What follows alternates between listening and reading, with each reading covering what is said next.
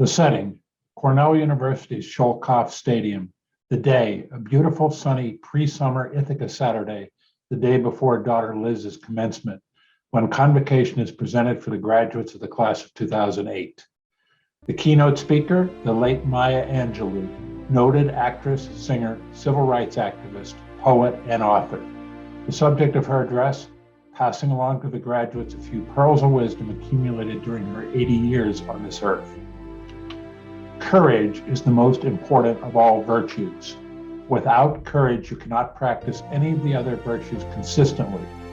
These words from Ms. Angelou struck a chord with me. I've woven the discussion of life's virtues through many of my writings, but might have neglected to place appropriate focus on the one that may be the cornerstone of all virtues. As I looked around the audience and reflected on the young graduates, excited, glowing, and ready to tackle the world, I thought about the courage that each of them had displayed, and at such a young age. To venture away from home, to subject themselves to the rigors of an Ivy League education, and now to move permanently away from the comfort of family into challenging new jobs in strange new places. Like Angelou, C.S. Lewis said that the virtue of courage is a prerequisite for the practice of all other virtues, because otherwise, one is virtuous only when virtue has no cost. We know that something needs to be done, and yet we are painfully aware that if we do this thing, we may pay a heavy personal price. Courage is the virtue that makes us willing to pay that price. Cowardice makes us say, the price is too high, I will not pay it. The price was high for these young people, and not just the financial cost. But for most, their courage and price paid will lead to great rewards throughout life. To have courage is easier said than done. In every case, being courageous requires one to take the path of greater resistance.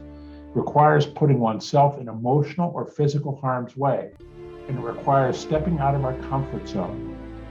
So how does a person learn courage? To me, courage is a matter of discipline.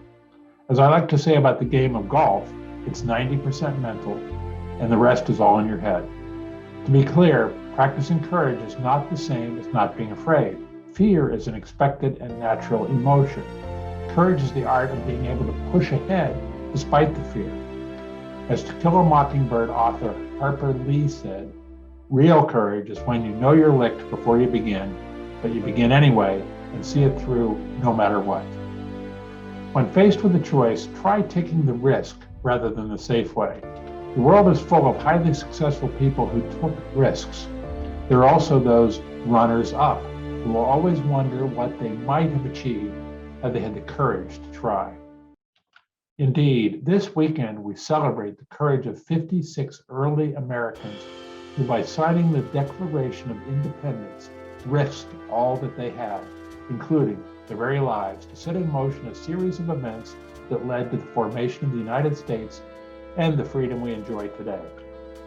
It may be unfair to compare the courage of the college graduates with the founders of our democracy, but in each case, individuals pushed aside fear and made decisions that will ultimately result in a better world for themselves and others around them.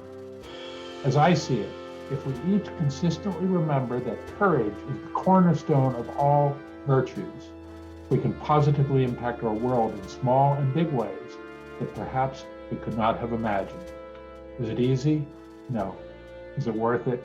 Absolutely. I'm John Longstreet with another edition of It Happened This Week. Thanks for tuning in, and I'll see you again next time.